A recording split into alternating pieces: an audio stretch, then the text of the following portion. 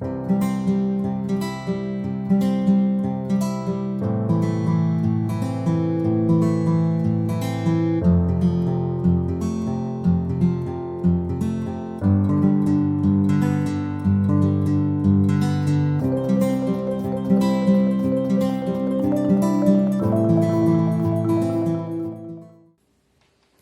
Monday, I returned home from a week-long silent retreat.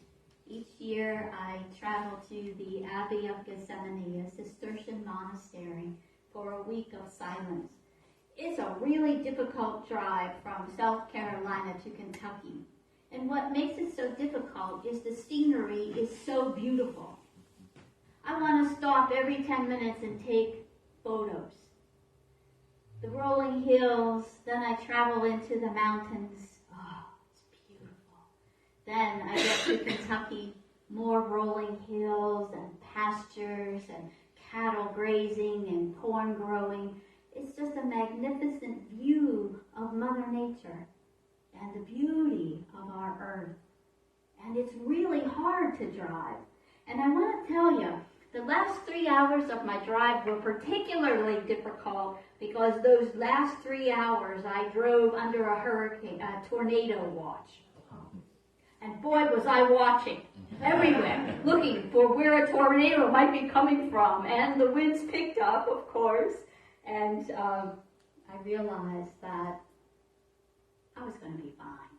So I relaxed a little bit. But I have to admit, I felt a little stressed driving through the tornado warning, tornado watch.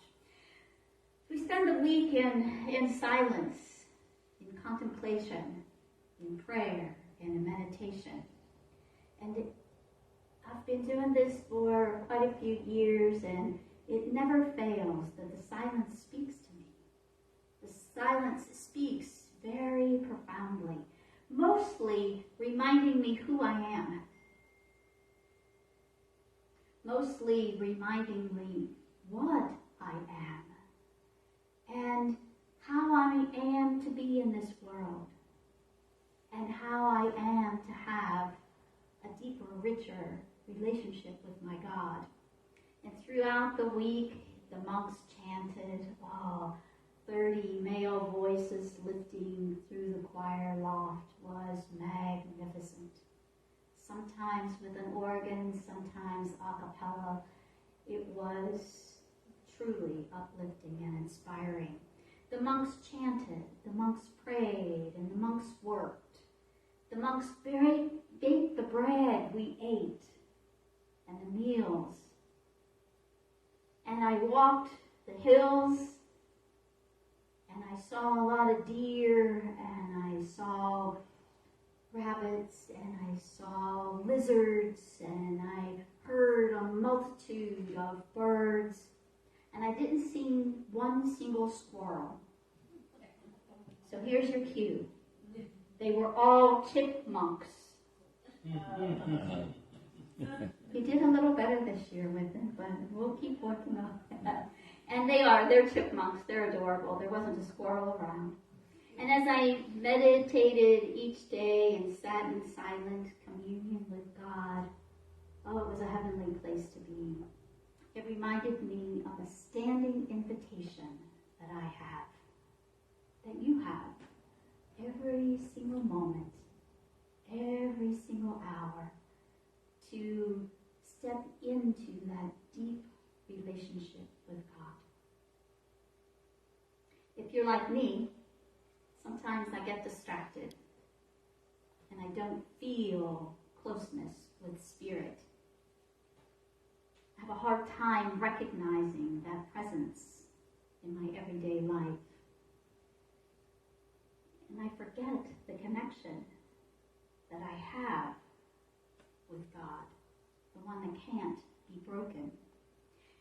Life provides us a lot of distractions from that contemplative life, from living my true nature, distractions from the practices that keep me mindful, that lead me into that life with God. And even if we want to meditate, study, live mindfully, there are moments that I can't quite feel that connection. That's life in this human experience. I sometimes feel that separateness from God, separateness from other people. You may feel that too. After all, we're asked to believe. We're asked to hold faith and to create a relationship, to understand the love of this essence and energy that we can't see. We can't see God, perhaps in each other, perhaps in nature, but that's an elusive concept, God. And for me, James Dillard Freeman says it beautifully in his poem, I Am There. Only in absolute stillness, beyond self, can you know me as I am. And then, but as a feeling and a faith. It captures it for me. So I turn to those words of Anselm of Canterbury that we meditated on. Let me seek you in desiring you. Let me desire you in seeking you. Let me find you in loving you. And let me love you in finding you. I use those words to carry me through a first day of silence. And they call to mind the words of Rabbi Abraham Heschel. In the dining area, beside every table, there is a reminder of God's presence. And my first meal at the Abbey, I read Rabbi's words, before we search for God, God is searching for us. And with that, my time of great silent adventure began. This is always a very vulnerable time for me because I'm sharing with you from my journal of that week, the most private and intimate times with my God.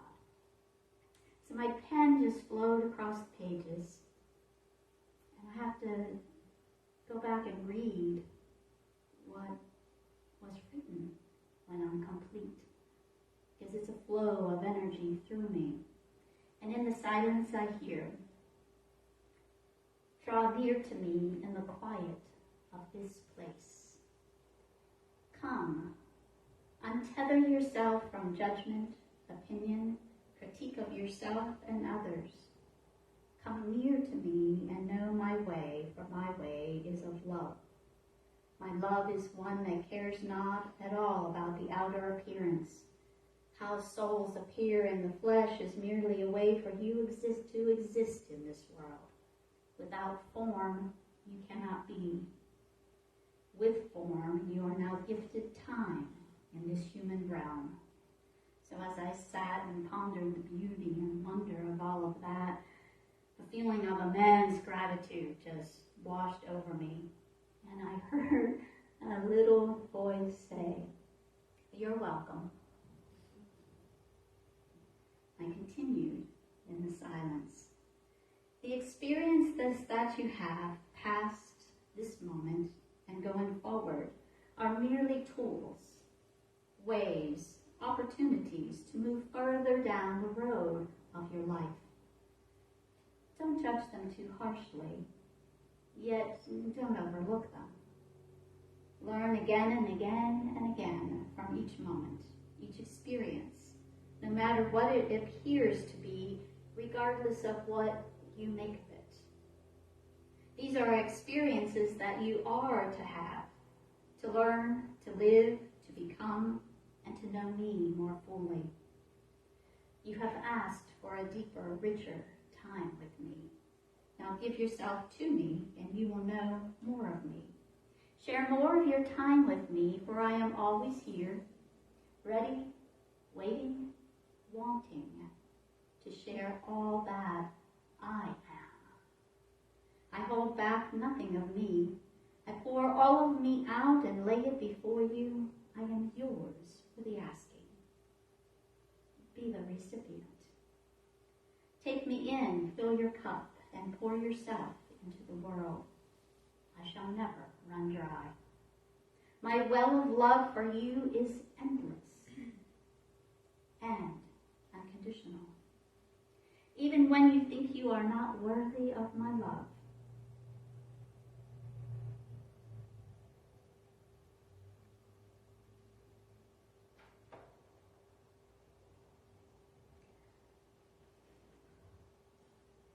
know that there is nothing you can think,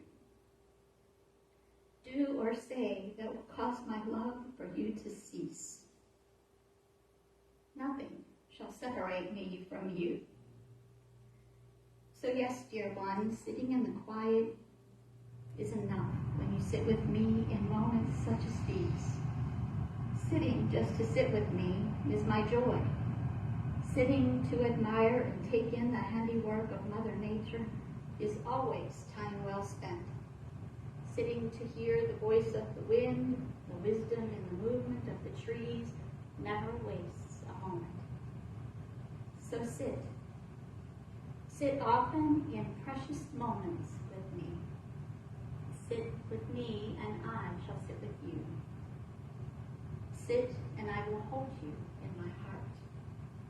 Sit, and I will cherish you as one of my own. Sit and behold the wonder, majesty, and the mystery of it all. So I sat. The next day, I decided to test my strength, my endurance, and my stamina by climbing Cross Knob. Cross Knob is a hill that I hiked. My body would not let me say that I walked it. I hiked. It has an elevation of 800 feet. It was rough and a rugged path that started out wide and easy to follow, and as it went up the hill, it got more narrow. Some trees had fallen to block part of it, and I had to rely on the earth as my guide. I had to trust the earth wouldn't slip away under my feet. It had rained the day before. And there were parts of the trail that the roots of the trees created steps for me to walk. It was beautiful. And I felt victorious when I got to the top. And I rested after lunch in that space where you're not really asleep, but you're not really awake. You know that space? And I sat for a while longer, and I heard these words. So how much of me does God really want? I picked up my pen and my journal, and it started again. And this is what came in those moments. All of you. God wants all of you. All of your time. Your waking time and your sleeping time. Your time of prayer, and even time when you think that you are not praying. God wants it all. When you are preparing for the tasks of your day, and when you're leisurely passing time, God wants that. When you're contemplating the ways of the world and your part in it, and when I'm idly passing time, preoccupied, whatever catches my attention, God wants that too. When you're feeling loving, kind, compassionate, and generous with humanity, and when you're cranky, willful, and at odds with someone, God wants that also. God wants all of your time and all of you. God wants to be the foundation on which you build your days, your years, your life, and the space that overarches all of the coming and going and the doing and being. God wants all of me. The moments of restless angst and the moments of joy and sadness. The moments of great anticipation and the moments of boredom. The moments of wonder and of mystery. The moments of clear thinking and those of distraction. The moments of order and the moments of chaos. The moments of faith and confidence and of fearful hesitation.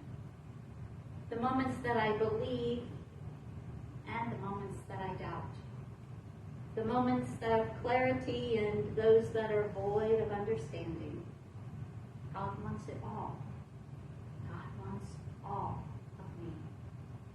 So that I can feel the love of God in and through it all, leaving nothing out, holding back nothing. For my God is big enough for all of me.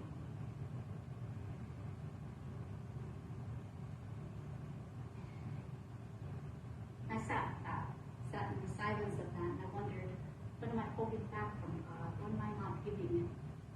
What am I not sharing?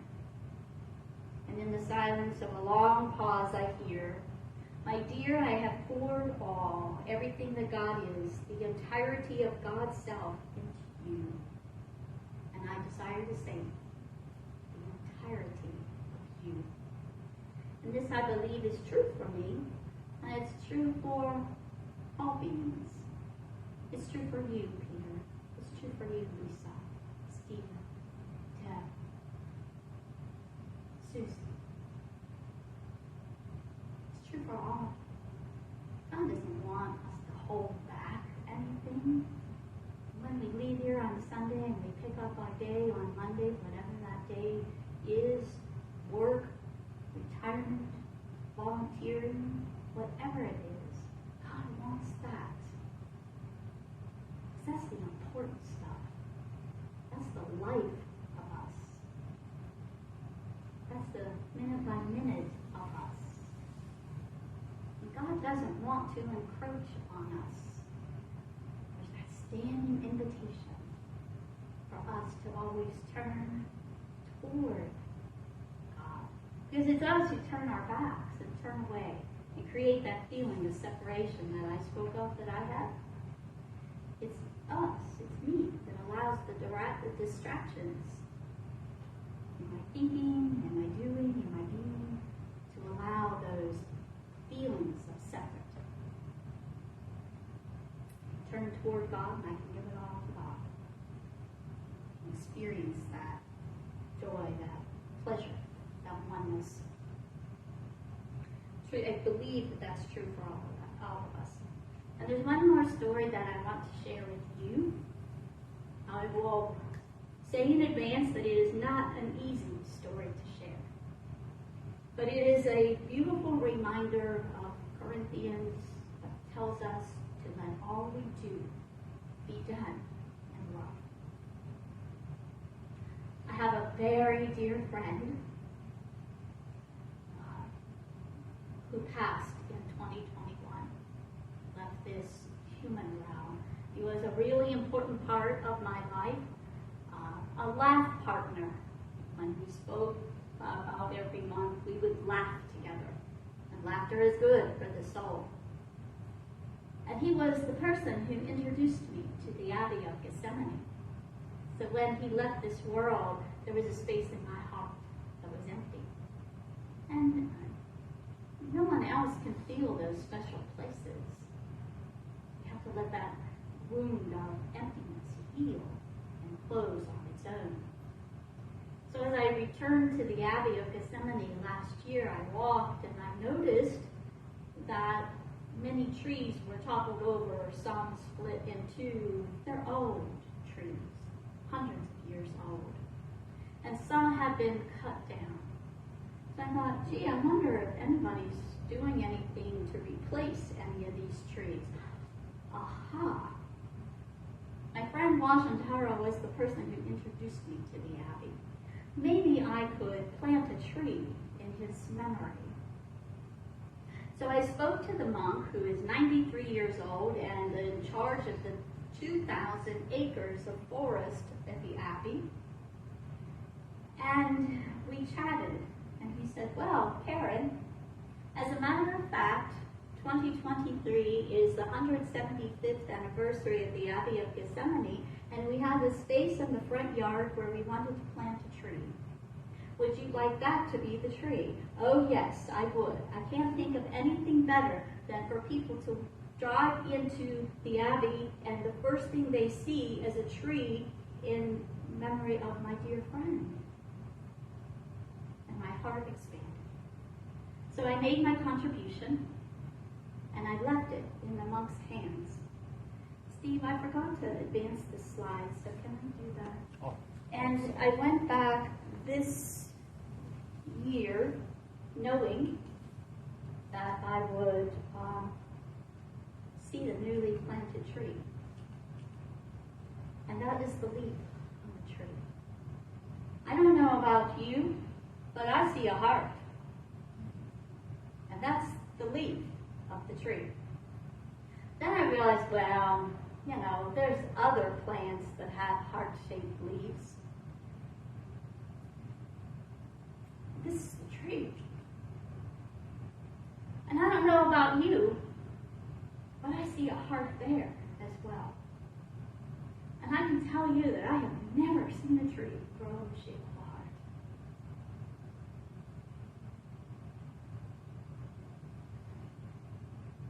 It happens that the signature song of my friend, Tara, is, "You can't stop love."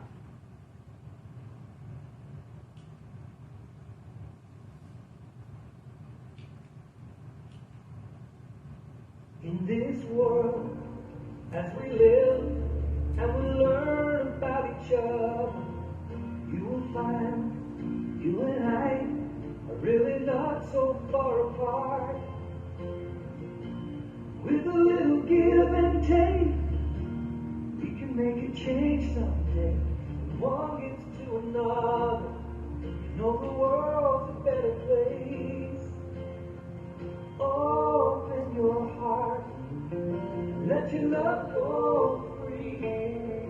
Out over the ocean, right across the street. Let it flow like a river, let it fly like a dove, till your heart remembers the concept of love. Once you get it started, watch what it does. It'll go full circle. Concept of love. When we all do our part, then we surely make a difference. But if one child goes unloved, then we haven't done enough. That's what love is for. Give with all your heart and soul. Once you start to do it, you know that there ain't nothing to it. Open your heart, let your love go free. Out over the ocean, right across the street. Let it flow like a